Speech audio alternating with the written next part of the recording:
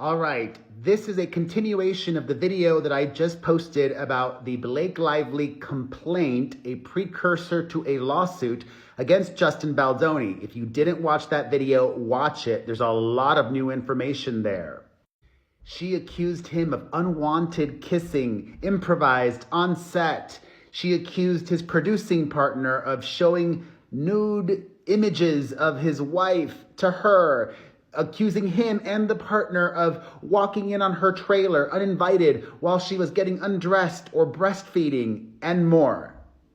So a lot of drama on the film set, a lot of drama after the movie wrapped. Blake Lively hired her own editor to cut her own version of the film, and the distributor ended up going with her version.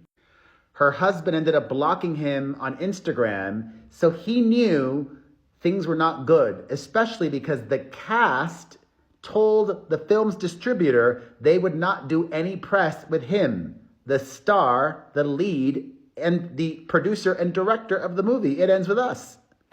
So Justin Baldoni, prior to the film's release, hired a crisis PR expert, Melissa Nathan. Even though he had signed a document saying that he would not retaliate against Blake Lively. In an initial planning document sent to Justin Baldoni, the crisis PR expert suggested media talking points, including that Blake Lively used an imbalance of power to take creative control of the film. Justin Baldoni wanted more. He responded in a text exchange saying, quote, "Not in love with the document they sent. Not sure I'm feeling the protection I felt on the call." That was a text between his producing partner and his longtime publicist. Justin Baldoni's longtime publicist, Miss Abel, then texted the crisis PR expert, Miss Nathan, saying, "I think you guys need to be tough and show the strength of what you guys can do in these scenarios. He wants to feel like she can be buried."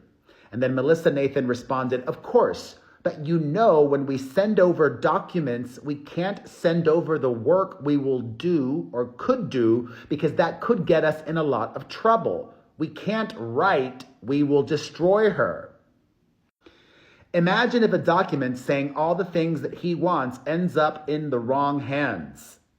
You know we can bury anyone. 3 days later, Justin Baldoni texted his longtime publicist flagging a social media thread that accused another celebrity of bullying behavior and had garnered 19 million views. "This is what we would need," he wrote. Then the crisis PR expert floated proposals to hire contractors to dominate social media through full social account takedowns by starting threads of theories and generally working to change the narrative. "All of this will be mostly untraceable," said the crisis PR expert, "until now." Blake Lively obtained all of these texts and emails through a subpoena prior to filing her legal complaint. Within days, Miss Nathan, Baldoni, Miss Abel, they were working with the hired gun. Oh boy. So remember, the first wave of press with regards to It Ends With Us was about the cast unfollowing Justin Baldoni. Justin and his team were aware of this. His longtime publicist wrote to the crisis PR expert, quote, "I'm having reckless thoughts of wanting to plant pieces this week of how horrible Blake is to work with just to get ahead of it." Then the crisis PR expert said that she had already been speaking to journalists, even talking off the record to an editor at the Daily Mail, quote, "She's ready when we are," meaning ready to start some negative coverage about Blake Lively. Then news coverage started coming out about the creative differences, but at that point, nobody had been reporting about Blake Lively's more serious allegations against Justin Baldoni. There were no reports on that. And the crisis PR expert Miss Nathan texted his longtime publicist, quote, "He doesn't realize how lucky he is right now." In other exchanges, the crisis expert claimed that she had kept allegations against him out of stories, writing in one message that major news outlets were standing down on HR complaint. Simultaneously, a wave of negative publicity and online chatter was foaming towards Blake Lively. Oh my God, and remember that one journalist who had a really awful encounter with Blake Lively? According to the New York Times, she has worked with, it seems, this crisis PR expert in the past. She previously shared videos about Johnny Depp with hashtag Justice for Johnny Depp. Remember, same crisis PR expert that worked with Justin Baldoni, Melissa Nathan, also worked with Johnny Depp. Oh my God.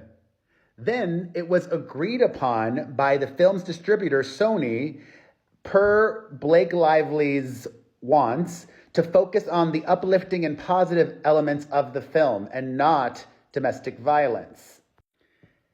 Justin Baldoni saw the criticism that she got for that, and according to text messages, he and his PR team then made the calculated move to purposefully highlight survivors of domestic violence in his interviews and social media to make her look bad.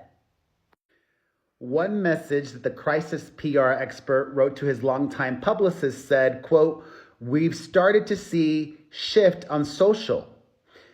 And socials are really ramping up in his favor. She must be furious. It's actually sad because it just shows you have people really want to hate on women." Throughout the text exchanges, Justin Baldoni encourages the PR team, sometimes flagging social media posts for them to use. On August 15th, he proposed flipping the narrative on a positive story about Blake Lively and her husband by, quote, "using their own words against them." The crisis PR expert wrote to his longtime publicist, "All press is so overwhelming. We've confused people so much mixed messaging. It's actually really funny if you think about it." She also wrote, the crisis expert, "The majority of socials are so pro-Justin, and I don't even agree with half of them, LOL. After the Daily Mail wrote an article with the headline, "Blake Lively set to be canceled," his longtime publicist wrote the crisis expert, "Wow, you really outdid yourself with this piece," to which she responded, "That's why you hired me, right? I'm the best." An attorney for his production company says, though, that they did nothing proactive nor retaliated, and accused Blake Lively of another desperate attempt to fix her negative reputation. Justin Baldoni's personal lawyer also says, quote, "These claims are completely false, outrageous, and intentionally salacious with an intent to publicly hurt and rehash a narrative in the media." Oh boy. Oh boy. I think a lot of what Blake Lively said was probably true. Yeah. And maybe some of what he said is also true. Maybe the truth is in the middle. But actually, no. I'm inclined to take this bold of a step. And with now all of these texts and emails and receipts and the cast siding with her, I don't know how he's going to overcome this. Oh boy, oh boy, oh boy. Thoughts? What do you think of all of this? Let me know in the comments section.